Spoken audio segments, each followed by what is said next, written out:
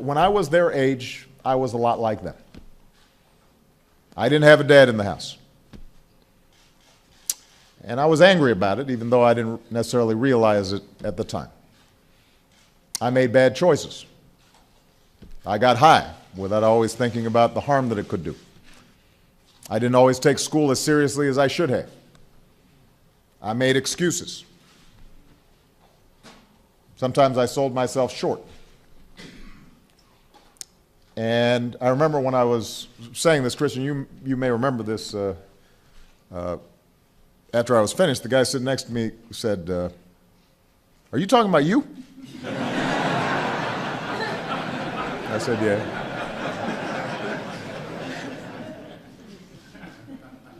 And the point was I could see myself in these young men.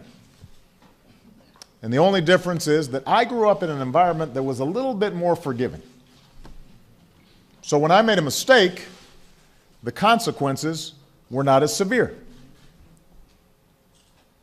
I had people who encouraged me, not just my mom and grandparents, but wonderful teachers and community leaders. And they'd push me to work hard and study hard and make the most of myself. And if I didn't listen, they said it again. And if I didn't listen, they said it a third time. And they would give me second chances and third chances. They never gave up on me. And so I didn't give up on myself. I told these young men my story then, and I repeat it now because I firmly believe that every child deserves the same chances that I had. And that's why we're here today, to do what we can in this year of action to give more young Americans the support they need to make good choices and to be resilient and to overcome obstacles and achieve their dreams. So there are examples of extraordinary achievement. We all know that. We don't need to stereotype and pretend that there's only dysfunction out there. But 50 years after Dr. King talked about his dream for America's children, the stubborn fact is that the life chances of the average black or brown child in this country lags behind by almost every measure, and is worse for boys and young men. If you're African American, there's about 1 in 2 chance you grow up without a father in your house. 1 in 2. If you're Latino, you have about 1 in 4 chance. We know that boys who grow up without a father are more likely to be poor, more likely to underperform in school.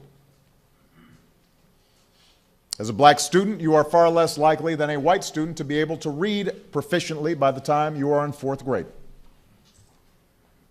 By the time you reach high school, you're far more likely to have been suspended or expelled. There's a higher chance you end up in the criminal justice system, and a far higher chance that you are the victim of a violent crime. Fewer young black and Latino men participate in the labor force compared to young white men.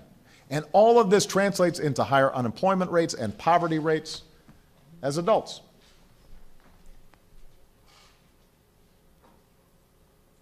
And the worst part is we've become numb to these statistics. We're not surprised by them. We take them as the norm. We just assume this is an inevitable part of American life instead of the outrage that it is. That's how we think about it.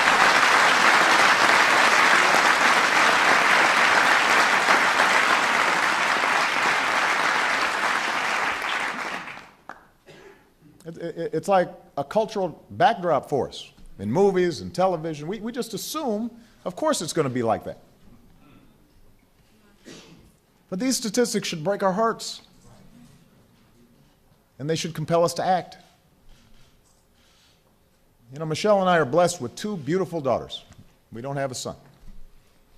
But I know if I had a son, on the day he was born, I would have felt everything I felt with Belia and Sasha, the awe, the gratitude, the overwhelming sense of responsibility to do everything in my power to protect that amazing new life from this big world out there. And just as our daughters are growing up into wonderful, beautiful young women, I'd want my son to feel a sense of boundless possibility. And I'd want him to have independence and confidence. And I'd want him to have empathy and compassion. I'd want him to have a sense of diligence and commitment and a respect for others and himself, the tools that he'd need to succeed. I don't have a son, but as parents, that's what we should want, not just for our children, but for all children. And